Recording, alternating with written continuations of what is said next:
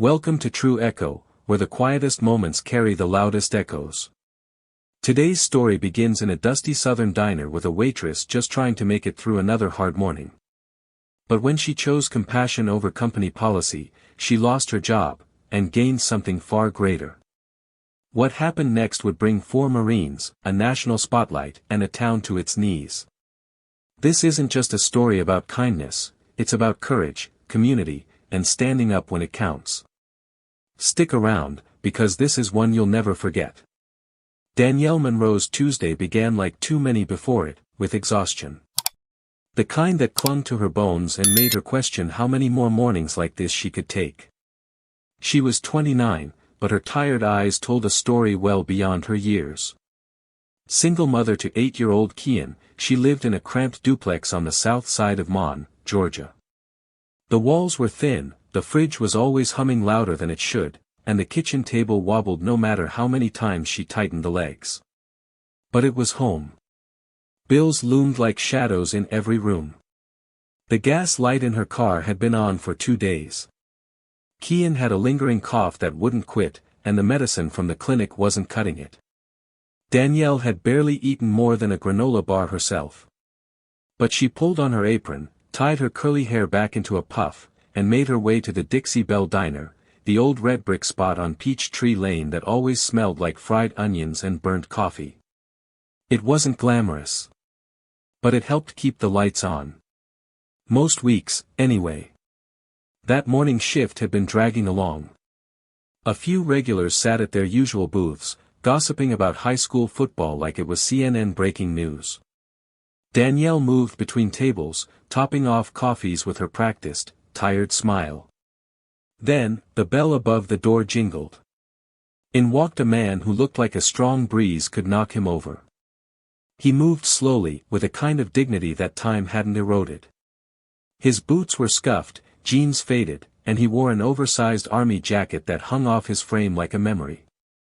His skin was sun-worn and spotted, and his hands, shaking ever so slightly, looked like they'd seen both war and winters no one talked about. "Coffee?" Danielle asked, lifting the pot before he even reached the booth. The man nodded, eyes barely lifting, and settled into the corner by the window. He didn't speak much, just let the silence sit. Danielle watched him from a distance. The way his fingers trembled as he tried to stir in cream. The cracked leather pouch he fished from his pocket. The pile of nickels, dimes, and quarters he laid gently on the table. That's when she noticed it, the patch. Faded, threadbare, but unmistakable. A purple heart.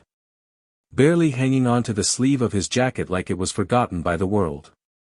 Something shifted inside her. Danielle turned on her heel, pushed through the kitchen doors, and said to Jerome, the line cook, "Plate up a breakfast. Bacon, eggs, toast. Add jam. You got an order?" Jerome blinked. She nodded toward the dining room. "The vet in the corner. He hasn't eaten. This one's on me." Without waiting, she took the plate herself, hands steady even as her stomach clenched from the hunger she ignored. She set it gently before him. The man looked up, confused.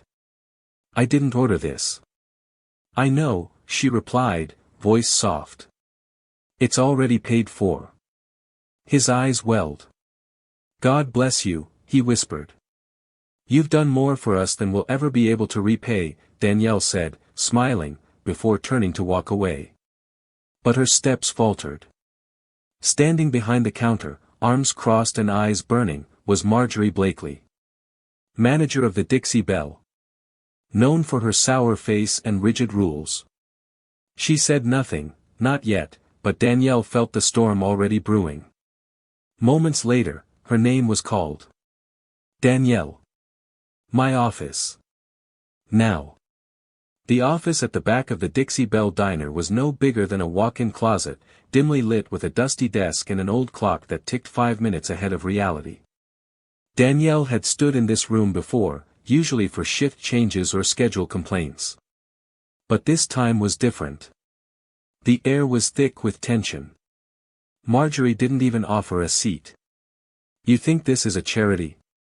Marjorie barked, slamming the door shut behind them. Danielle stood still, hands lightly clasped in front of her apron. It was one plate, she said, trying to keep her voice steady. He's a veteran. Marjorie's lips tightened. That's not the point. You gave away food without authorization. You cost this business money. You think I run this place on goodwill and nostalgia? It was $8, Danielle snapped before she could stop herself. $8 for someone who's seen more hell than either of us ever will. Marjorie leaned across the desk. We have policies. Protocols. You don't get to make those decisions. I made a human decision, Danielle shot back, her voice shaking now with something hotter than fear, anger. Marjorie straightened, eyes ice cold. And I'm making one now. You're fired. It was so abrupt, so final, Danielle barely heard the tick of the wall clock behind the statement. Her breath hitched in her chest. You're serious? Marjorie grabbed a yellow pad and began scribbling something, likely a note for HR or whoever handled payroll. You can collect your last check next Friday. Danielle pulled off her apron slowly. Folded it carefully. You're going to lose good people like this, she said, placing the cloth gently on the desk. Marjorie didn't respond. Danielle turned and left. She didn't cry, not yet. The door to the alley groaned behind her, and as she walked past the dumpsters, she glanced back through the diner window. The old man, still sitting in the corner, was finishing the last bite of toast. He hadn't seen what happened. And that was fine. She didn't do it for thanks. But as Danielle rounded the corner toward the cracked sidewalk leading home, one question stuck in her mind like a splinter: how was she going to explain this to Kian? That night, she helped her son with his homework on the living room floor. Division problems and vocabulary worksheets. The world inside their small duplex felt distant from the storm that had just upended her life. Then her phone buzzed. Once. Then twice. Then again. By the time she picked it up, there were over 50 unread messages. Most from unknown numbers. A few co-workers. One from Marcus, a guy who ran a local food truck, saying, I don't offer health insurance, but I do offer respect. Call me if you need work. Danielle frowned, confused. She hadn't told anyone. Mom. Kian said, his voice small. Yeah, baby. Miss Tanya showed me something today. You're on the internet. Danielle blinked. What? Kian pulled out his school tablet, opened up a post, and turned it to show her. There she was. A photo taken from behind the counter, her setting the plate in front of the old man, mid-motion. Above it, in bold letters, this woman fed a veteran and lost her job for it. Someone find Danielle Monroe and tell her this town's got her back. The name below the post, Connie Wright. A regular from the diner. Danielle's stomach dropped. By morning, the story was everywhere. Local Facebook pages were filled with it. Channel 13 ran a small segment with the headline, Waitress fired after feeding veteran, community reacts. But what came next, Danielle never could have imagined. Danielle didn't sleep that night. Her phone buzzed until sunrise, but she never turned it off. She just watched it, lit up in the darkness beside her mattress, message after message streaming in from people she didn't know, people she hadn't spoken to in years, and even strangers from other states. Some sent encouragement. Others shared stories of their fathers or grandfathers who had served. Some just said thank you. By mid-morning, a news van parked across the street. Danielle peeked out through the blinds, her heart racing. She wasn't interested in becoming some kind of symbol. She'd fed a hungry man. That was it. That's what people should do. It shouldn't have been a headline. Still, the world outside her window didn't seem to care about her modesty. The doorbell rang. Not a reporter this time, her neighbor, Miss Lula May, holding a bag of groceries.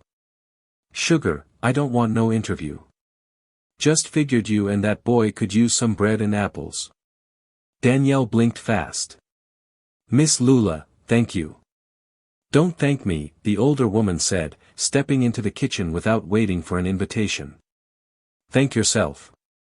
It's about time someone reminded this town what decency looks like. It wasn't just Miss Lula. That day, 3 more bags of groceries arrived. Then a small envelope with a gift card to a local pharmacy. Then a card from a first-grade class with crayons spelling out, "Thank you, Miss Danielle." Kian taped it to the fridge. Danielle tried to stay grounded, even as the ground beneath her seemed to be shifting fast. Every few hours, she'd hear someone shout, "We're with you," from the street. She didn't know how to respond, so she just nodded, waved, and went back to folding laundry. Then, in the chaos of likes, shares, and reposts, a comment surfaced beneath one of the viral threads. It was simple. That vet's name is Reuben Calloway. Served in Vietnam. Gunnery sergeant. The real deal. Most people skimmed past it. Internet comments get lost in the shuffle. But not everyone ignored it. One man who saw it was Corporal Byron Voss. Stationed at Fort Moore, just over an hour from Mon, Byron sat on his bunk staring at the name. Reuben Calloway. It wasn't a name you forgot. Calloway had trained Byron back in basic. Taught him how to hold a rifle. How to keep your breathing calm under pressure. How to keep your word. And most of all, how to lead. Byron hadn't seen him in nearly a decade. But the thought of that man, dignified, fearless, the kind of Marine who never asked for recognition, being treated like a bum in a diner. It made his blood boil. He pulled out his phone, called 2 old friends, Sergeant Rayon Fields and Lieutenant Mark Contreras. Then he called one more, Lance Corporal Deshaun Milton. All had served under or alongside someone trained by Calloway. By that evening, 4 Marines had agreed to meet in full dress blues. Not for vengeance. Not for a fight. But for something else. Respect. Reuben, meanwhile, had no idea what storm was brewing. He was sitting in room 109 of a rundown motel near Highway 80. The room smelled of old socks and smoke. His back ached, like it always did, and he was rubbing ointment on the stump where his missing fingers used to be. His life was quiet now, reduced to routine and medication. Some nights he lay awake just listening to the cars pass, remembering the names of young men he'd led, some alive, some buried across the world. He hadn't told anyone what had happened at the diner. He didn't even remember the girl's name. But the warmth of that breakfast had stayed with him. Not the food, the gesture. The fact that someone had seen him. Really seen him. 3 days later, a knock came at his motel door. He opened it expecting a bill collector or maybe maintenance. But what stood outside were 4 Marines in full dress uniform, their ribbons glinting in the Georgia sunlight. They stood tall. Not a word at first. Then one of them stepped forward. "Gunnery Sergeant Calloway?" Byron said. Reuben blinked. "Yes." "Who's asking?" "Corporal Byron Voss, sir. You trained me. These men, we've all been touched by your leadership. And we heard what happened to you in that diner." Reuben started to shake his head, a wave of embarrassment and discomfort washing over him. "It ain't nothing. Just a girl with a kind heart. She didn't deserve to lose her job." "That's exactly why we're here," Byron said. "We don't think that's how this story should end." Another Marine stepped forward and said respectfully, "With your permission, sir, we'd like to deliver a message. Not with threats. With presence." Reuben looked at the 4 men, each standing at attention like time hadn't passed since their last deployment. A moment passed. Then, the corner of Reuben's mouth twitched into a dry smile. "You boys gonna walk into that diner like it's roll call?" "Yes, sir." "Well," Reuben chuckled softly, "I hope someone's filming." But inside, Reuben felt something deeper than pride. He felt remembered. It was just past noon on Friday when the bell above the Dixie Belle Diner rang once more. The sound barely registered at first, just another customer, maybe a trucker stopping for lunch, or one of the local deputies dropping in for pie. But then silence fell across the dining room. Forks paused midair. Conversations cut off mid-sentence. And heads turned. For men in full Marine Corps dress blues had entered. Their uniforms were immaculate. Shoes gleamed like polished obsidian. Medals and ribbons shimmered under the overhead lights. They didn't speak. They didn't need to. Their presence filled the room with something unshakable: weight. Behind the counter, Marjorie Blakely looked up from her inventory sheet, squinting as if trying to make sense of what she was seeing. She straightened, smoothing her apron with practiced fingers. "Can I help you?" she asked, her voice tinged with confusion and apprehension. The tallest of the four stepped forward. "Byron. We're here to speak to the manager." "That's me," Marjorie replied quickly, drawing herself up. Byron nodded once. "Good. Then this won't take long." She folded her arms across her chest. "If this is about that little incident from earlier this week, we've already moved on." Rayon, standing just behind Byron, gave a small shake of his head. "No, ma'am. You moved on. But the story hasn't." There was a ripple through the diner, murmurs spreading like wind. "That's them," someone whispered. "Those are the guys from Facebook." Marjorie's lips tightened. "We don't need any theatrics in here." Byron's tone was calm, deliberate. "No theatrics. Just truth." He took one step closer to the counter. "The man your employee fed was Gunnery Sergeant Reuben Calloway. Vietnam vet. Purple Heart recipient. 32 confirmed operations. The kind of man who trained thousands of Marines, including the four of us." Rayon added, voice steady, "He carried his squad out of an ambush in Hugh City. Took 3 bullets and kept going. The only reason I'm here breathing is because of men like him."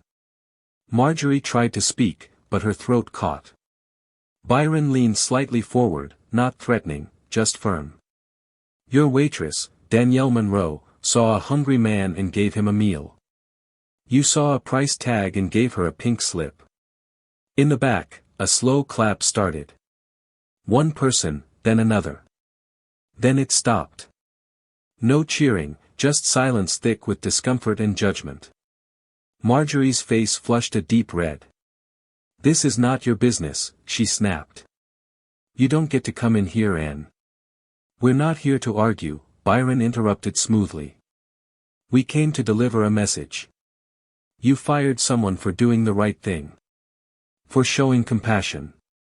If that's your idea of leadership, then maybe you're not fit to lead anyone at all." A hush fell. A waitress stepped out from the kitchen and quietly removed her apron, placing it on the counter without a word.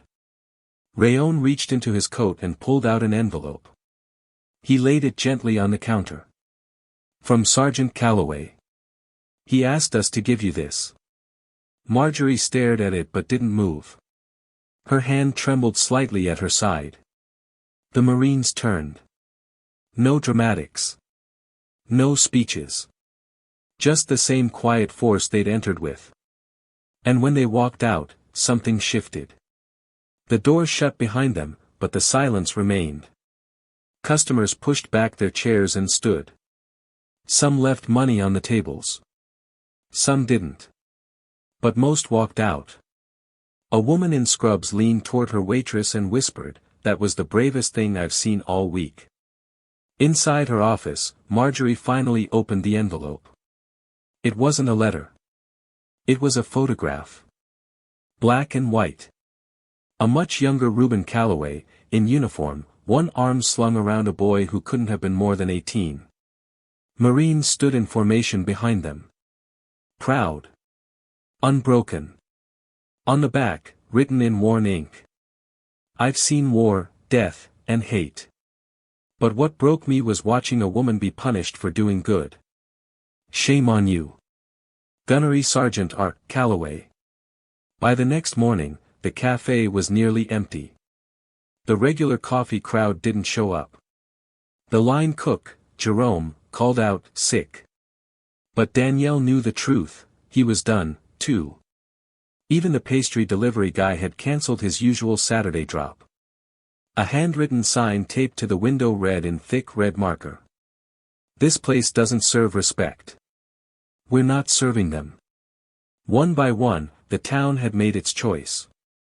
By Sunday morning, the Dixie Belle Diner looked like a ghost town. No smell of bacon grease. No hum of idle conversation. No coffee brewing. Just the low buzz of the refrigerator and the creak of Marjorie Blakely pacing behind the counter, pretending to read an order sheet she'd already memorized. The few staff who hadn't outright quit walked through their shifts like shadows, distracted, quiet, tense. No one asked for overtime. No one offered to cover anyone else's table. The phone rang only once that morning. It was the local bakery canceling their weekly muffin delivery. Nothing personal, the voice said, but we stand with Danielle. Outside, parked cars didn't pull into the lot. They slowed, looked, then drove on. Danielle, meanwhile, hadn't left her house since the Marine's visit. She kept her phone on silent, though messages continued pouring in like rain against a tin roof. Texts. Emails. Social media tags. Her inbox was a storm of offers, condolences, and questions. But she ignored them all. She folded laundry. She cooked simple meals. She helped Kian with his spelling list. She wasn't hiding. Not really. She just didn't know what to do next.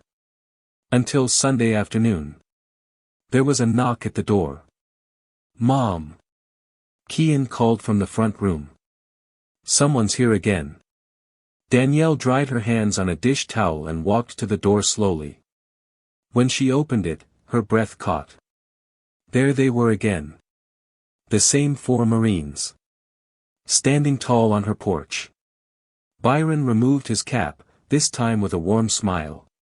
Ma'am, he said softly, sorry to drop by unannounced. Danielle stepped aside, stunned. I didn't expect this. We just wanted to thank you in person, he said. You reminded us what integrity looks like. Outside of the uniform. Rayon stepped forward and handed her a sealed envelope. This is from our base commander, he said. It's not charity. It's recognition. Danielle opened it slowly. Inside was a formal letter commending her for distinguished civilian conduct reflecting the highest values of selfless service. Beneath that letter was a check. $5,000. Labeled honorarium. Danielle's jaw clenched. Her eyes glistened. I don't know what to say, she whispered. You don't have to, Byron said. You already said it by doing what you did. Before they left, Kian asked if he could take a photo. They all stood on the porch together, Danielle in her house shoes, arms around her son, flanked by 4 Marines in dress blues. That night, Kian uploaded the picture to his school's student platform. The caption read, She gave one man breakfast. He gave her a legacy. By the next morning, it was trending on Instagram. Across town, the Dixie Belle Diner posted a sign on the door. Closed temporarily. Reassessing staff and community expectations. Everyone knew what that meant. You can't run a business when no one walks through the door. Marjorie tried to salvage things. She called into a local radio show and gave an awkward interview, framing the whole thing as a miscommunication about employee protocol. But it didn't work. The more she spoke, the more the public turned on her. Her words came off as defensive, cold, disconnected from the heart of the issue. Then Jerome posted a message of his own. Danielle fed someone who needed help. That's the kind of team I want to be part of. 3 of the remaining servers walked out within hours. Back at Danielle's place, her phone finally buzzed with a call she answered. The voice on the other end was soft, older, wise. "Danielle Monroe?" the woman said. "This is Mrs. Lenora Given. I run a small soul food place over on Madison. Been in business since '72. My knees are shot and my oven's older than most folks' memories, but I've got a space that could use someone like you." Danielle paused. I don't know what to say." "You don't need to say nothin', baby," Lenora chuckled. "Just show up hungry to serve. You interested?" Danielle looked around her small living room, at key and coloring on the carpet. "Yes," she said. "Yes, I am." She didn't know it yet, but Lenora's table would become more than just a job. It would become a movement. Danielle's first day at Lenora's table felt like stepping into a new world, one where kindness wasn't punished, it was expected. The restaurant sat on the corner of Madison and Fifth, nestled between a barbershop and a closed-down thrift store. It didn't look like much from the outside, just a hand-painted sign and curtains that hadn't seen bleach in a while, but the moment Danielle walked in, she felt it. The warmth. The welcome. The love baked into the very walls. Lenora Given, 72 years old and still sharp as a knife, stood behind the counter in orthopedic shoes and a faded apron that read, "Love first, serve second." "You must be the troublemaker," Lenora teased, offering Danielle a hug instead of a handshake. Danielle grinned for the first time in days. "Guilty as charged." "Well, good," Lenora said, leading her behind the counter. "We need more rule breakers around here. Especially the kind who break them for the right reasons." The kitchen was hot, loud, and alive. Staff moved like clockwork, but they did it with smiles. No one barked orders. No one scowled from the back office. And when Danielle tied her new apron and picked up the ticket pad, it felt like coming home. Customers recognized her immediately. "Danielle Monroe?" a middle-aged man asked as she filled his iced tea. "Yes, sir. My wife cried when she read about you. You're why we're here. Keep doing what you're doing." Later that week, a group of high school students from the local ROTC program came in with a bouquet of plastic-wrapped flowers and a hand-drawn banner. The instructor, a burly man with a soft voice, said, "I told them leadership doesn't always wear medals. Sometimes, it wears an apron." Danielle taped the banner to the wall behind the register and kept the flowers in a jar by the counter. And every Wednesday, like clockwork, Reuben Calloway came in. Always the same order: meatloaf, green beans, cornbread, sweet tea. Always at the same table by the window. He never made a scene. Never asked for anything special. But every week, he left a $20 tip folded around a note that simply read, "Still standing. Thanks to you." One afternoon, Danielle asked him, "Why me?" Reuben looked at her, his eyes steady and kind. "Because when the world walked by, you stopped. You didn't ask who I was. You just saw that I was hungry." That night, Kian drew a picture of a woman standing between a man in uniform and 4 soldiers behind her. The words written in red crayon. "My mom is a hero. She helps people even when it's hard." Danielle taped that next to the register, too. The story continued to ripple outward. A reporter from a national magazine came down to Mon to do a follow-up. She interviewed Danielle at Lenora's table, sitting across from her over plates of fried chicken and collard greens. At the end of the interview, she asked, looking back, "Would you have done anything differently?" Danielle thought for a moment, then smiled. "Yeah," she said. "I would have given him 2 eggs instead of 1. The article went viral. Headline: "One plate. One woman. One town changed." But what Danielle never expected was what came next. The story that began in a sleepy Georgia diner had now crossed state lines, headlines, and hearts. Weeks turned into months, but the impact never faded. Danielle's name became synonymous with integrity. Her story wasn't just shared, it was used. In classrooms. In sermons. In military briefings. Lenora's table flourished. It wasn't just the food, it was the feeling. People drove in from 3 counties over just to shake Danielle's hand. Some just wanted to sit at her table and say, "Thank you." Others brought their kids so they could meet the lady who stood up. And yet, Danielle never let it get to her head. She still wiped tables herself. Still swept floors after close. Still made sure the meatloaf wasn't dry. Because fame had never been the goal. One evening, as the sun dipped behind the oak trees outside, Danielle was closing up when the door creaked open one last time. It was Marjorie. No apron. No clipboard. Just a woman who looked like she'd aged 20 years in 3 months. Danielle froze for half a second. But she didn't flinch. "I heard this place had good food," Marjorie said quietly. Danielle didn't smile, didn't frown. "We serve anyone who's hungry." Marjorie nodded once, then stepped to the counter and sat down. "I made a mistake," she said, not quite meeting Danielle's eyes. "And now I'm paying for it. Business gone. Staff gone. Reputation," she stopped herself. "I thought following the rules would protect me. I didn't realize kindness was the rule worth following." Danielle handed her a menu. "Meatloaf's still hot." Marjorie blinked fast. "You'd still feed me?" Danielle gave the softest of smiles. "I fed a man with nothing. Feeding a woman with regret doesn't scare me." That night, Marjorie ate quietly at the corner booth. Alone. No cameras. No crowds. Just a meal. Maybe her first one in weeks without bitterness. And as she left, she placed 2 $20 bills beneath her plate. No note. No message. Just action. Weeks later, Lenora asked Danielle if she wanted to take over the restaurant when she retired. "You've got the heart for it," Lenora said.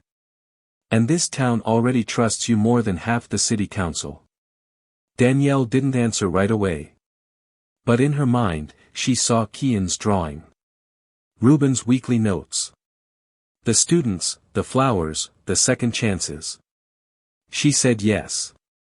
And when she signed the papers months later, making Lenora's table officially hers, she did one thing first: she replaced the old faded sign above the door. The new one read, "The table, where honor is always served." The Marines returned once more on her opening day as owner. This time not in dress blues, but in jeans and t-shirts. Byron helped set up chairs. Rayon brought his wife. Ruben came last. Slower than usual.